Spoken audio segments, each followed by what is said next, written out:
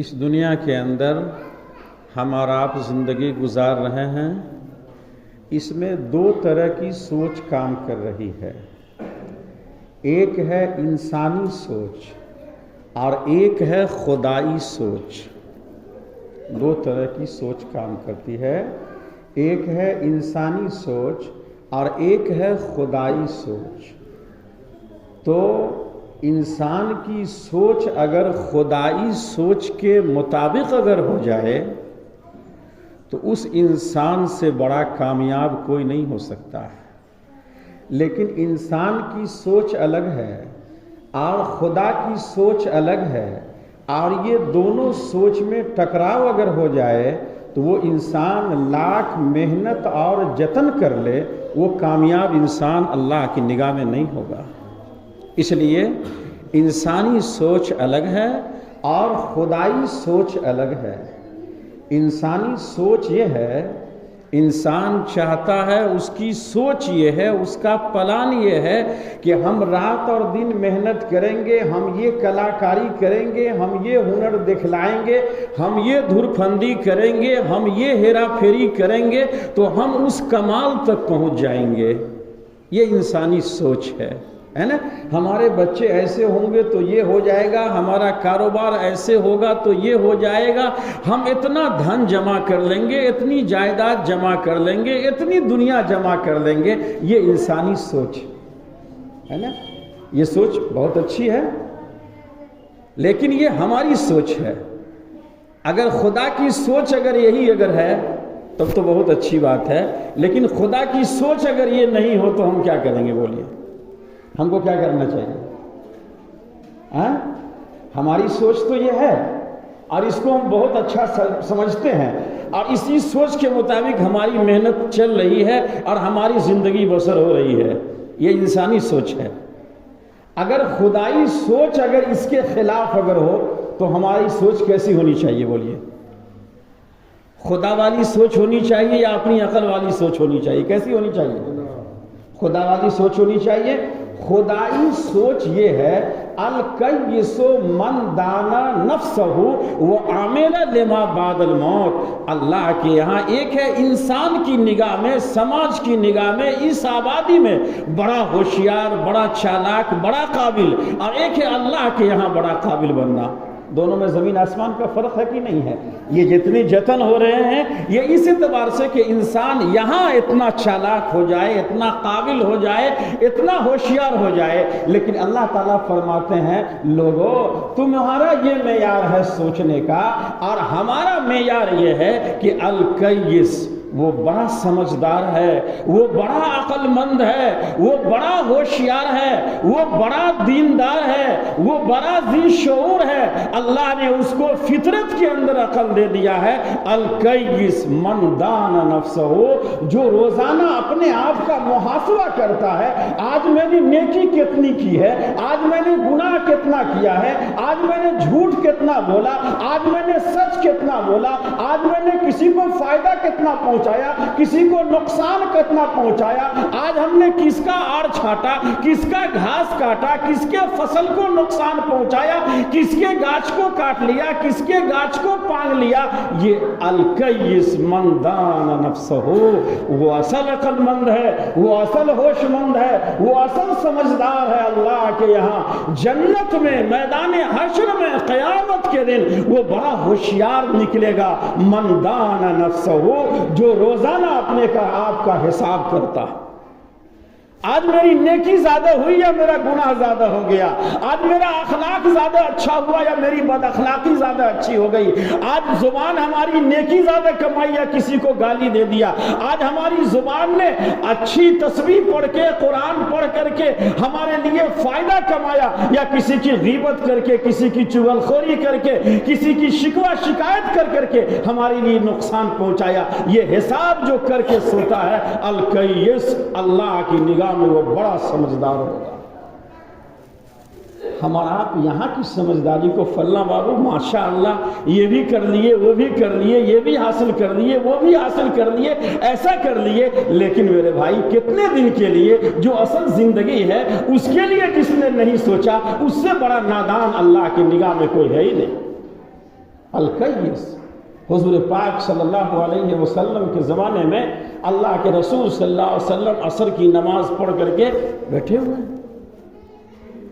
صحابہ کرام مجلس میں ہیں، ایک دیہاتی صحابی کھیتی باڑی کرنے والے، میری کوشش ہوتی ہے کہ معیار کے مطابق بات ہو، ہم لوگ کھیتی باڑی کرنے والے صحابی آئے اور ان کی جماعت چھوٹ گئی تھی، انہوں نے عصر کی نماز پڑھی، وضو کر نماز پڑھے اور اس کے بعد سلام کیا، چلے گئے، بیٹھے نہیں مجلس میں، حضور کی مجلس سے بیٹھنا چاہیے، لیکن کھیتی باڑی والے تھے، ٹائم نہیں تھا، بیٹھے نہیں، ہے نا؟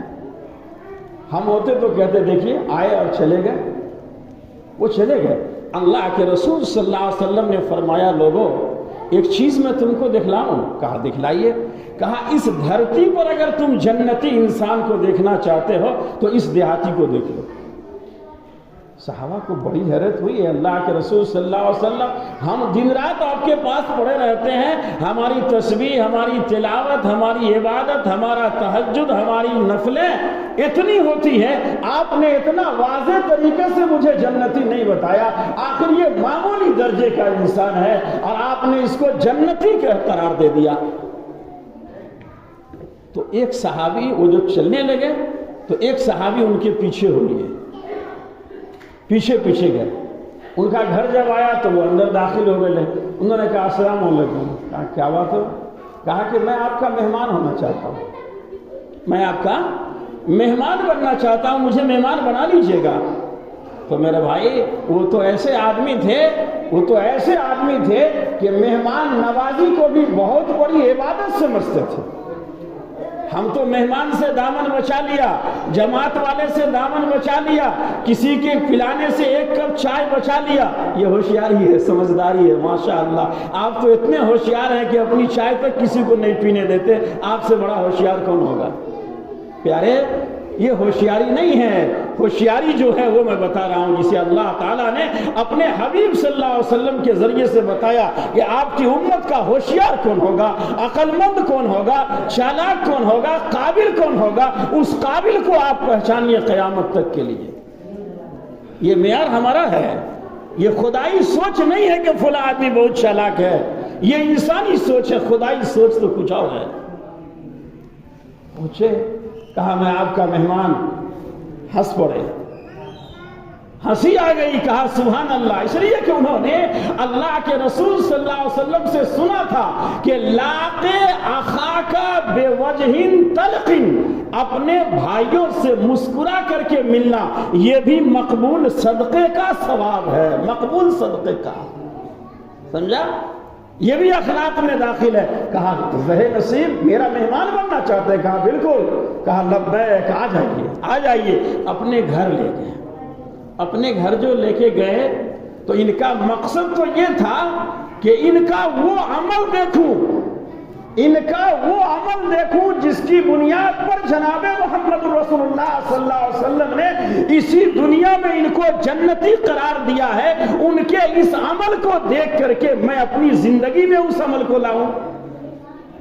سوچ تو ان کی وہ تھی جی، ہمارے ایسی سوچ نہیں تھی کہ اچھا فلاں صاحب فلاں نماز میں تھے، ذرا دیکھیں تو کہاں گئے، فلاں صاحب کیا کر رہے ہیں، ذرا ان کی کمی کو نکالیں تو، ان کی شکایت کو نکالیں تو، کیا ان کے اندر کمی؟ ہم تو اس طاق میں رہتے ہیں۔ صحابہ کی سوچ یہ ہے کہ کون سی ایسی نیکی ہے جس کی بنیاد پر اللہ نے ان کو یہ مقام دیا، ذرا اس نیکی کو دیکھ کر کے اپنی زندگی میں عمل کریں اس پر، یہ سوچ ہے صحابہ کی۔ گئے وہاں، مغرب کی نماز پڑھی، اس کے بعد جانور وغیرہ کو چارہ ورا کھلایا پلایا، اسی بیچ میں عشاء کا وقت ہو گیا، وہ نماز پڑھے، کھانا کھائے، اس کے بعد سو گئے، پھر فجر کی اذان ہوئی، گھر ان کا دور تھا، مسجد نہیں آئے، وہیں پہ نماز پڑھ لیے، اس کے بعد کھیتی باڑی میں چلے گئے، لگ گئے کھیتی باڑی میں۔ ان کو بڑی مایوسی ہوئی، بہت مایوس ہوئے، کہا کہ آج بھی رہنا چاہتے ہیں؟ کہا رہ جائیے۔ وہ بھی وہی عمل دیکھا، تیسرے دن بھی دیکھا، کہا وہی عمل، کوئی ایسا اسپیشل عمل نہیں دیکھا جس کی بنیاد پر اللہ کے رسول صلی اللہ علیہ وسلم نے جنتی قرار دیا تھا، کوئی ایسا خاص عمل ان کو نظر نہیں آیا۔ 3 دن جب ہو گیا تو مہمان کے اندر بھی غیرت ہونی چاہیے نا جی، مہمان کے اندر بھی غیرت ہونی چاہیے کہ 3 ٹائم آپ کی مہمانی کا حق ہے، اور اس کے بعد اگر آپ کسی پر بوجھ بنتے ہیں تو آپ تو اپنے اخلاق سے اس کو کھلا دیجئے، لیکن آپ جو کھلائیے گا آپ کو صدقہ کا ثواب ملے گا، اور وہ صدقہ کا کھانے والا ہوگا ایسا مہمان۔ کہا ٹھیک ہے، اچھی بات ہے۔ ان کو کہہ رہے بھائی، کہا کہ آج میں جا رہا ہوں، ملنے لگے تو کہا کہ میں تو جا رہا ہوں، لیکن میں آپ میرے میزبان ہوئے اور ہم آپ کے مہمان، لیکن ہم کو بہت مایوسی ہوئی اور مایوسی کے ساتھ میں جا رہا ہوں۔ ان کو بڑی بے چینی ہوئی، کہا کیا بات ہے، ہمارا مہمان اور ہم سے مایوس ہو کر چلا جائے، کون سی آپ کے اندر کمی ہو گئی؟ جو میں نے کھایا وہ کھلایا، جہاں پہ میں نے سویا آپ کو بھی سلایا، جو آرام مجھ کو چاہیے تھا آپ کو بھی میں نے وہ آرام پہنچایا، آخر ہم نے کمی کہاں پر کی؟ کہا کہ نہیں، بات یہ نہیں ہے، بات یہ تھی کہ ہم آئے تھے اس لیے کہ آپ جب عصر کی نماز کے بعد جب آپ چلے گئے تو اللہ کے رسول صلی اللہ علیہ وسلم نے آپ کے بارے میں بڑا اچھا کلام کہا تھا کہ جس کو جنتی دیکھنا ہو ان کو دیکھ لے۔ اور ہماری مجلس کیا ہے، ہماری سوچ کیا ہے؟ 4 آدمی بیٹھے ہوئے ہیں، بہت اچھا، اور سامنے سے اگر کوئی چلا گیا، سامنے سے اگر کوئی چلا گیا تو کیا ہوا؟ اے لڑکا، بیٹھو دیر سے، سامنے سے اگر کوئی چلا گیا اور گزر گیا تو ہم اسی کا دیکھیے فلانوا ہے نا، ان کو دنیا سوال ہے۔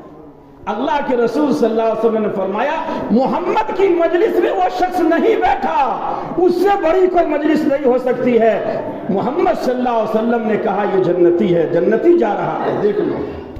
اور ہماری مجلس میں کوئی اگر نہیں بیٹھے تو ہم اس کے بارے میں لان تان کرتے ہیں، شکوہ شکایت کرتے ہیں، ارے یہ گھمنڈی ہے، یہ فخر والا ہے، ایسا ہے ویسا ہے۔ محمد صلی اللہ علیہ وسلم پوری زندگی سکھانے کے لیے آئے تھے، یہ سبق ہم کو سکھلایا۔ تو فرمایا کہ دیکھیے آپ کے بارے میں آقا صلی اللہ علیہ وسلم نے ایسا ایسا کہا تھا، تو میرے دل میں شوق پیدا ہوا کہ ذرا میں جاؤں اور آپ کی اسپیشل زندگی کو دیکھوں، آپ اس اسپیشل نیکی کو دیکھوں جس کی بنیاد پر آپ کو دنیا میں جنتی کہا گیا۔ لیکن میں جو آیا تو 1 دن 2 دن 3 دن رہا، لیکن 3 دن کے اندر میں نے کوئی خاص عمل آپ کے اندر نہیں پایا، اس لیے میں مایوس ہو کر کے جا رہا ہوں۔ جتنی عبادت آپ کرتے ہیں الحمدللہ اس سے زیادہ عبادت ہم کرتے ہیں، ہم حضور کے پاس زیادہ وقت دیتے ہیں، ہم زیادہ حضور سے سیکھتے ہیں، اور ہم ساری نمازوں کے علاوہ تہجد بھی میری قضا نہیں ہوتی، اشراق بھی میری قضا نہیں ہوتی، اوابین بھی میری قضا نہیں ہوتی، آپ سے زیادہ نیکیاں ہم کو ہیں۔ مجھے سمجھ میں نہیں آتا کہ اللہ کے رسول صلی اللہ علیہ وسلم نے آپ کو جنتی کیسے بنا دیا۔ میں اسی ٹینشن اور الجھن میں ہوں اور میں مایوس ہو کر کے جا رہا ہوں، میں اس کی تلاش میں آیا تھا، لیکن میں نے آپ کی زندگی کے عمل میں وہ نیکی پایا نہیں۔ یہ شخص صحابی ہیں، بیٹھایا، کہا بیٹھیے، کہا کہ آج تک اس راز کو میں نے کسی کو نہیں بتایا، اپنی بیوی اور بچوں کو بھی نہیں بتایا، یہ میرے اور میرے خدا کے درمیان ایک راز تھا جو میزبان کے لیے حق ہے کہ اپنے مہمان کو خوش کر کے بھیجے، اور آپ کو خوش کرنے کی بنیاد پر میں اپنے اور اپنے خدا کے درمیان جو راز ہے میں اس کو فاش کر رہا ہوں، میں کھول رہا ہوں۔ وہ راز میں آپ کو بتانا چاہتا ہوں، اور یہ اگر آپ کی زندگی میں اگر ہو جائے تو حضور پاک صلی اللہ علیہ وسلم کی جو حدیث ہے وہ صحابہ کرام کی تک نہیں ہے بلکہ قیامت تک آنے والی امت کے لیے ہے۔ لہذا وہ راز ہے جس راز کی بنیاد پر اللہ کے رسول صلی اللہ علیہ وسلم نے ایک دیہاتی کھیتی باڑی کرنے والے، گھاس کاٹنے والے، مویشی پالنے والے انسان کو کہا یہ اس دھرتی پر جنتی۔ تو میرے بھائی وہ راز ہم کو بھی سننا چاہیے کہ آگے جمعہ کے لیے اسی جمعہ میں وہ راز اصل سننے کی بات ہے۔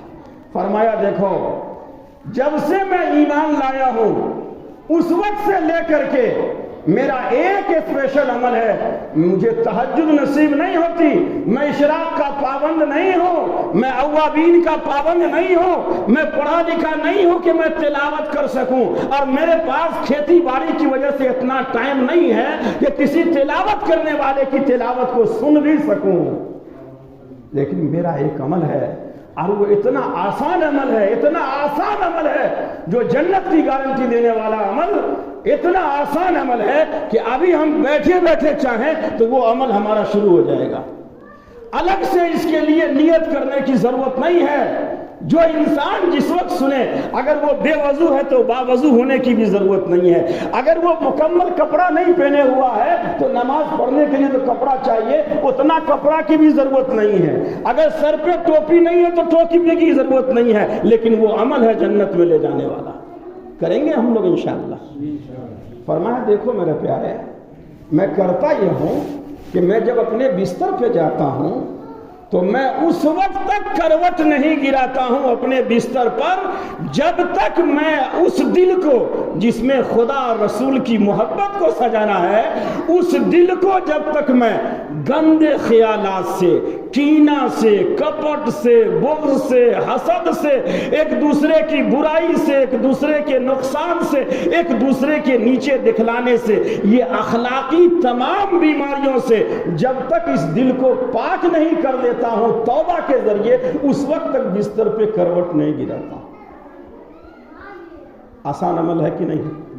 آسان عمل ہے کہ نہیں ہے؟ میں یہ نہیں کہتا کہ آپ جو ہے تہجد میں اٹھ کے آ جائیے، آپ کے ساتھ مجبوری ہے تو بھی آ جائیے۔ اللہ نے اس دین کو آسان بنایا۔ فرمایا محمد رسول اللہ صلی اللہ علیہ وسلم نے الدین یسر، دین بڑا آسان ہے۔ اور حضور پاک صلی اللہ علیہ وسلم صحابہ کو بھیج رہے ہیں دین کی تبلیغ کے لیے، اور آخری نصیحت جو فرما رہے ہیں وہ فرما رہے ہیں یسرا ولا تعسرا، بشرا ولا تنفرا، خبردار دین کے آسان سے آسان جو حصے ہو اس کے بارے میں بتلانا، مشکل جو کام ہو اس کا سبق مت دینا، اس کی تبلیغ مت کرنا۔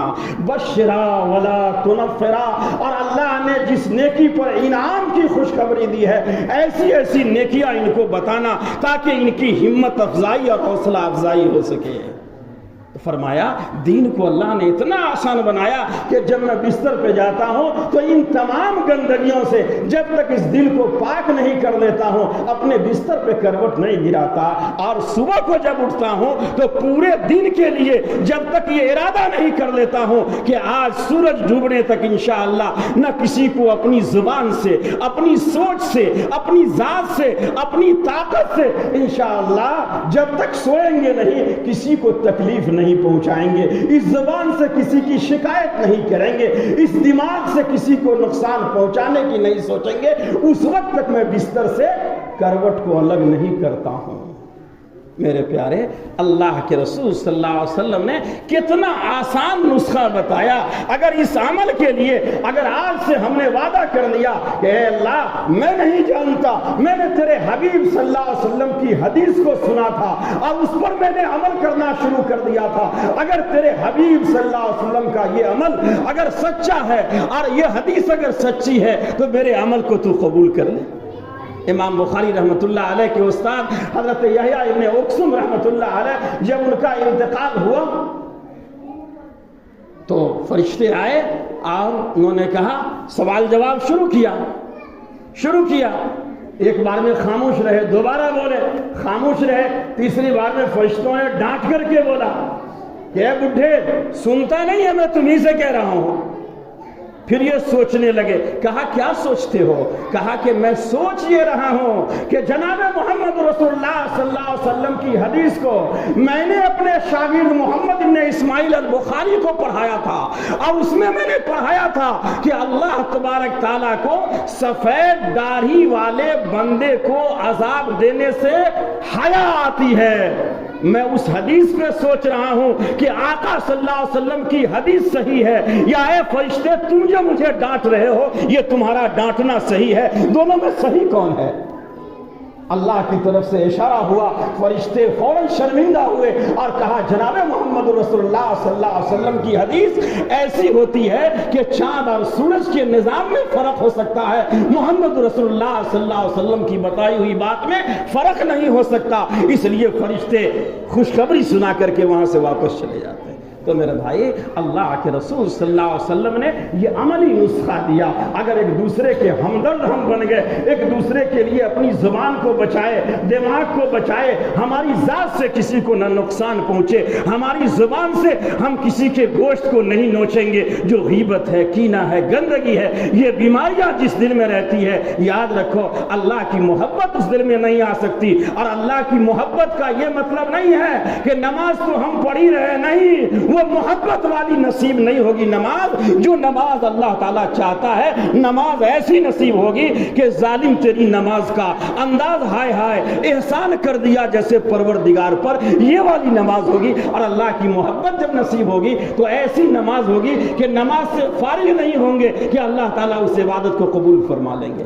اس لیے میرے پیارے, جینے کا اللہ نے یہ طریقہ بتایا. میں نے بتایا اس دنیا کے اندر دو سوچ کام کر رہی ہے, ایک انسانی سوچ ہے اور ایک خدائی سوچ ہے. میرے پیارے, خدائی سوچ اگر ہم کو نصیب ہو گئی, خدائی سوچ میں اللہ نے دنیا اور آخرت دونوں کی کامیابی رکھی ہے. اور انسانی سوچ کے اندر ایک چالاکی, ایک چھلاوا اور ایک دکھاوا تو ہو سکتا ہے, لیکن کامیاب سوچ وہ نہیں ہے جو انسانی سوچ ہے. اصل سوچ تو وہ ہے جو خدائی سوچ ہم کو نصیب ہو جائے. اللہ تعالیٰ ان باتوں پر ہمیں اور آپ کو عمل کی توفیق